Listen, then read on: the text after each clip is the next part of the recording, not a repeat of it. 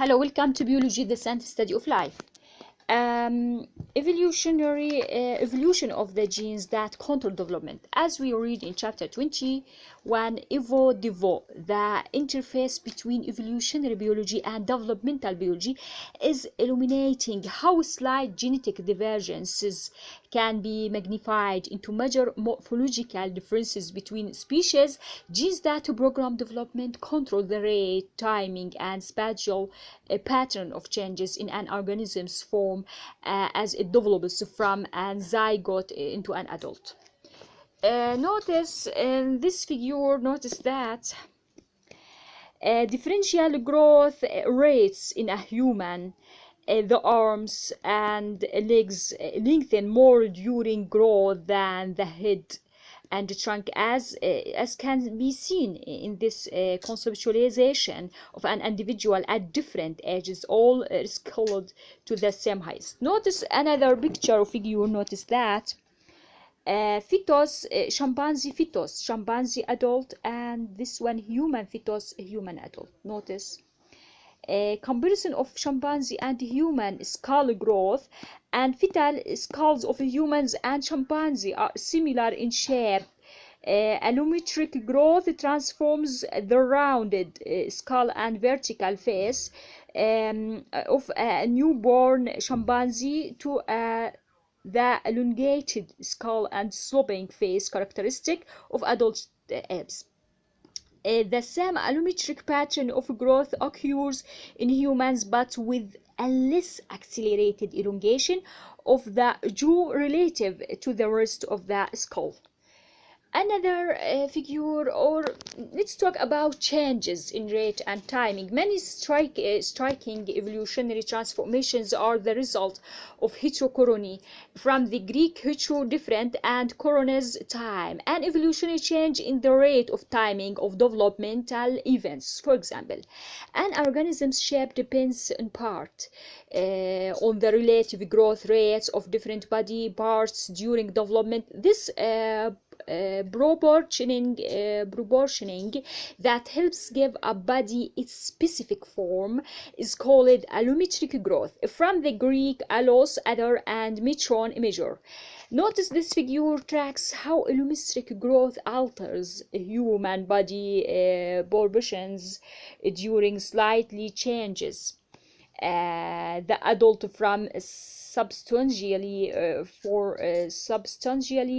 example, different allometric patterns contribute to the contrasting shapes of humans and chimpanzee skull.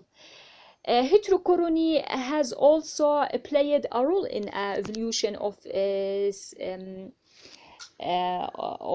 salamander feet. Notice that this figure. Most salamanders live on the ground, but some species live in trees. The feet of the tree-dwelling species are adapted for climbing vertically rather than walking on the ground. For example, their shorter digits and more extensive webbing provide better traction.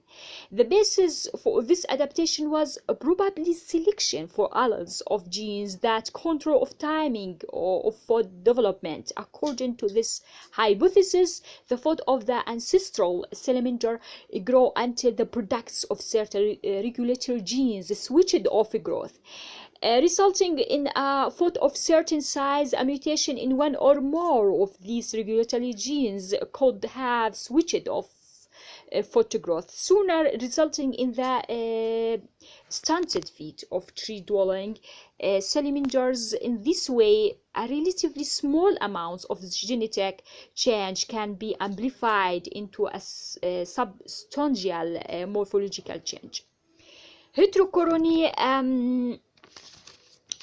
can also alter the timing of reproductive development relative to the development of somatic non-reproductive organs.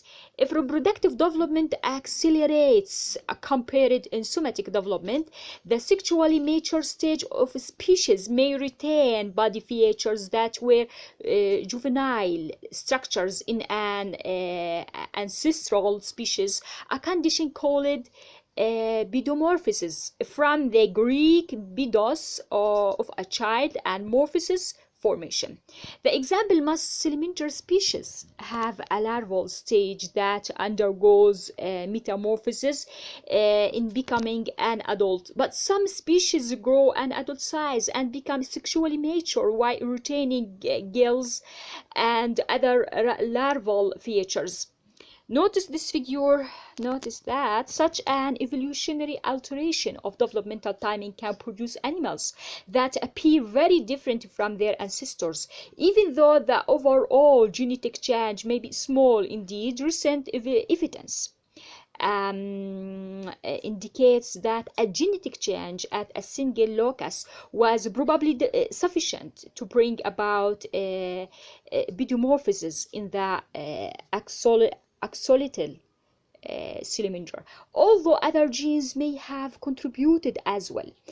In summary, heterochromy affects the evolution of morphology by altering the rates at which various body parts develop, or by changing the timing of one set or completion of a particular part's development.